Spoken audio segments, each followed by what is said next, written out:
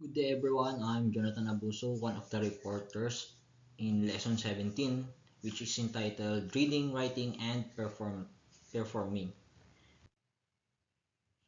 Music is multifaceted subject since many activities are naturally used to teach it. These activities are essential for the children's maximum understanding, appreciation, and enjoyment of musical concepts. So, itong activities na to, yung music is isa siya sa mga subject or activities na natural na itinuturo sa mga bata. So, ang mga activities na dito ay napaka-importante para maituro sa mga bata upang ma-maximize yung pagkatuto nila, hindi lamang sa pagkatuto kundi paano nila ma-appreciate yung isang music at may enjoy yung isang musical concepts. So, unlike other subjects where the main mode of delivery is through giving lectures, ayan, so sa ibang subjects, kaiba ito.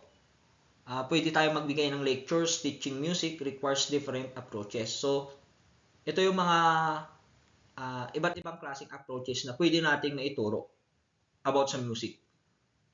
So, teaching music requires different approaches.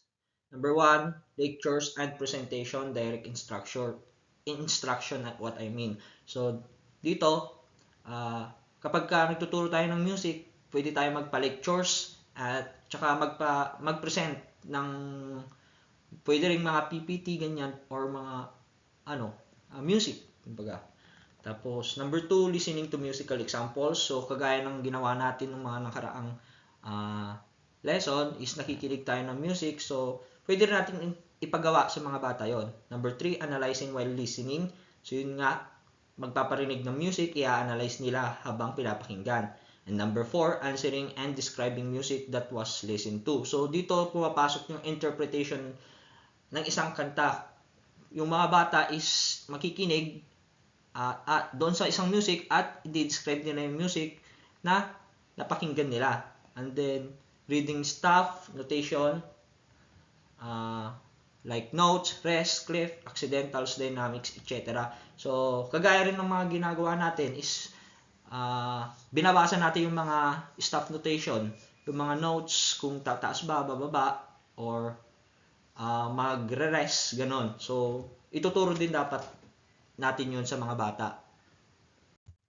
So, number 6, writing musical notation, notation symbols. So, kagaya na lamang ng mga notes, rest, clips, accidentals, dynamics, etc. on a stuff. So, dito naman is dapat masanay din natin yung mga bata or ma-approach natin yung mga bata sa musical notations or notation symbols na kaya na nilang magbasa, oo, maging sa pagsulat din. Matutunan din nila. Tapos, number 7, imitating sounds. So, dapat sa notes na yon is nai-imitate nila. Kumbaga, yung nota, isang nota is dapat alam nila kung gaano kataas or kababa yon. Or yung isang rest is alam na dapat nila kung titigil. So, number 8, singing the pitches or notes simultaneously while reading them on a staff or solfeggio. So, dito naman is pakantayin natin yung mga bata na may mga notes or pitches na tuloy-tuloy. Habang kumakanta sila is binabasa nila doon sa pwedeng staff or solfeggio na tinatawag. At last is number 9, performance. So, yun nga, ipapa-perform natin sa kanila yung mga yun, mga natutunan nila, yung notes, rest, clips, accidentals, dynamics, etc. So, yun ang mga dapat na approaches na dapat na matutunan ng mga bata. So, let's move on to the reading music naman. So, students must be taught how to read music written on staff. So, dapat dito daw is matutunan ng mga bata kung paano basahin ang isang music at saka isulat. So, this compromises all the musical symbols like notes, rest, clips, accidentals, dynamics, time signatures, and tempo markings, among others. So, yun nga. Yun.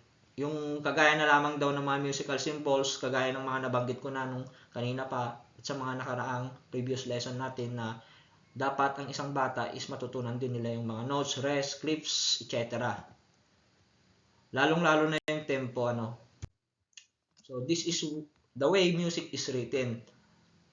If teachers only use lead sheets or chord books such as the popular song hits, kung mapapansin niyo nung bata-bata pa tayo or sa panahon ko, usong-uso yan, yung i-memorize lang yung chord books or popular song hits is parang the children do not get a chance to see a language used by a professional musicians and artists. So, dapat bigyan din natin ng pagkakataon yung mga bata na matutunan yung mga pagbabasa doon sa mga notes or kung ano man notes, kung kailan magre-rest, yung tempo doon sa isang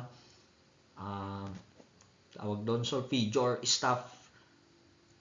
Para naman, kasi kadalasan kasi yung mga professional musicians or artists is hindi sila bumabase lang sa chords or mga popular song hits. Bumabase talaga sila sa pagbabasa nung, alam mo yung mga nota.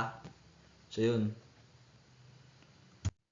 Then, ito naman is, here are some possible activities under reading music. So, number 1, using flashcards with pictures of notes or pitches and rest.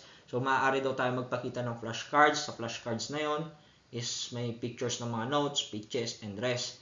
Number 2, solfeggio or simultaneous singing of a pitch in tune while reading it.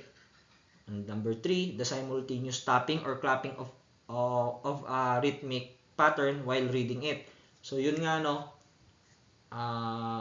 For example, yung one note, 'di ba? Magka-clap. Pwede natin gamitin yung clap. Tapos pwede rin natin gamitin yung clap kung gaano katagal yung rest. So yun, sa mga previous lesson natin is nagawa na natin yon. Tapos number 4, reading a single melodic line of music. Number 5, 2 or more groups of students singing 2 or more different melodic lines. Polyphony and harmony exercise. And number 6, sight reading exercises. Number 7, using simpler substitutes, symbols to notes and rests for beginning learners only. So, yun ano. So, yun yung mga dapat na tandaan pagdating sa reading at saka writing approaches. So, ito naman yung conclusion ko. When it comes to music, it is important that we first to learn the basics such as reading notes, because when we learn to read music notes, we can easily teach our students how to read music notes. And if you know how to read a musical note, it is also easier to write a note and make our own melody properly and also to perform it with instrument. So that would be all, and Sir Iverson will continue the report of lesson 17. Thank you.